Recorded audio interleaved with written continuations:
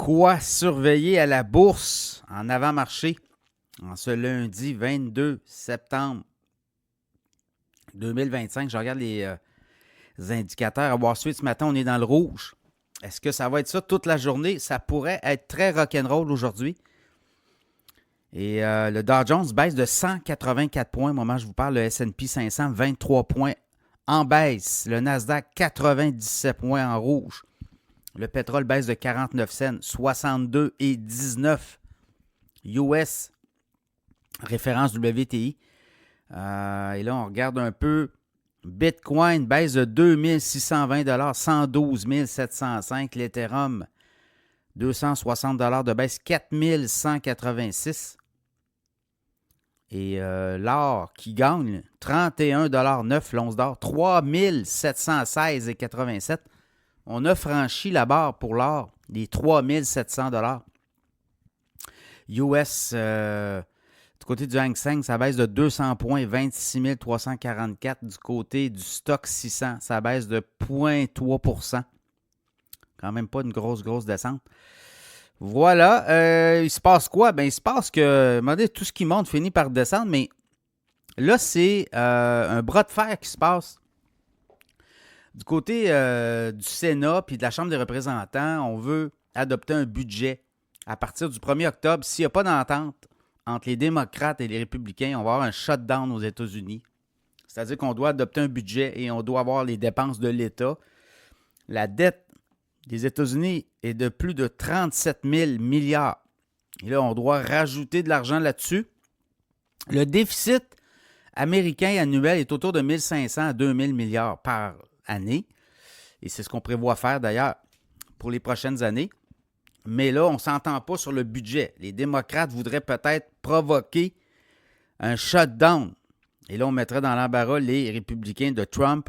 C'est déjà arrivé à plusieurs reprises aux États-Unis, des shutdowns. Mais si ça arrive, c'est le 1er octobre. Ça arrive vite, là. Il reste une semaine. On doit s'entendre. Et on avait trouvé un compromis qui ramenait ça au mois de novembre. Donc, on aurait pu négocier quelque chose en entretemps, là. Mais ça n'a pas été le cas. Donc, voilà, c'est la mécanique des chambres. Et là, ça prend un minimum de sénateurs qui donnent le feu vert. C'est assez complexe, là. Et là, ben, c'est toute la mécanique entre les républicains et les démocrates. C'est quelque chose de déjà vu, là. Mais là, on approche du 1er octobre. S'il n'y a pas d'entente, on va fermer les services gouvernementaux et les fonctionnaires, les fonctionnaires de l'État, vont être envoyés à la maison. Certains ne seront pas payés, voyez-vous, c'est ça qu'on craint. Alors, voilà, c'est ça qu'on va regarder aller. Baisse de la Fed la semaine dernière, là, on doit digérer tout ça aussi, là. Là, j'ai vu qu'il y a certaines banques d'affaires qui rehaussent leur cible sur le S&P 500. On a un S&P 500 autour de quoi, là?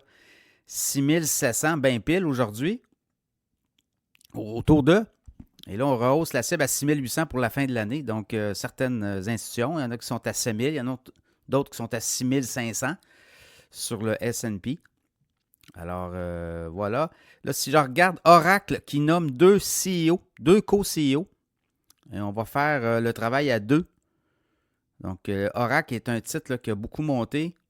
On dit qu'avec TikTok, pour être sur le CA de TikTok, on héberge aux États-Unis les données de TikTok. C'est un titre quand même qui a monté beaucoup là. Depuis le début de l'année.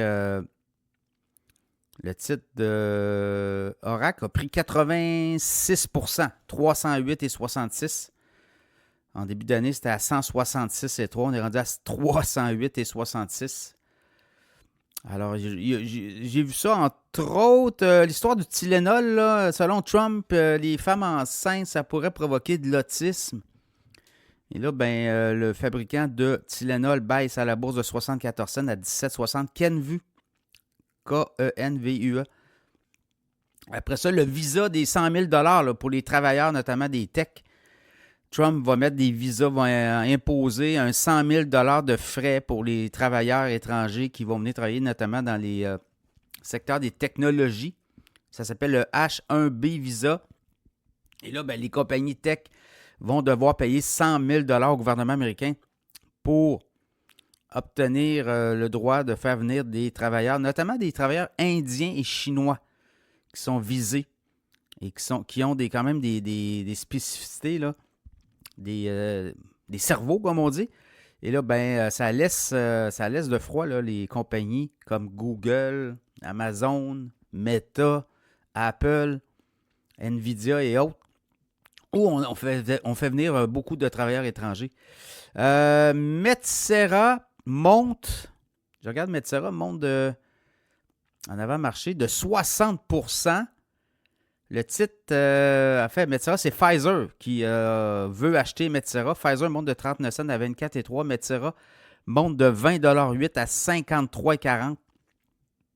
Et possiblement qu'on aurait une transaction. En tout cas, Metsera, qui est un fabricant de médicaments, notamment pour des pilules pour faire maigrir, en fait, Pfizer achèterait Metsera pour 4,9 milliards cash. Donc, c'est ce qu'on voit là comme offre. Donc, pour le reste, on va surveiller aujourd'hui. D'après moi, l'histoire du shutdown pourrait faire jaser. Il n'y a pas grande nouvelle non plus. On est comme en fin. Les résultats financiers vont venir à partir du 15 octobre. Donc, on rentre comme dans une phase creuse. Quoique c'est la dernière semaine aussi du trimestre. Il y a peut-être des fonds, des gros fonds, des gros gestionnaires de fonds qui vont peut-être vouloir vendre, prendre leur profit et revenir magasiner début octobre. Ça va être à suivre aujourd'hui. Beaucoup d'actions à la bourse.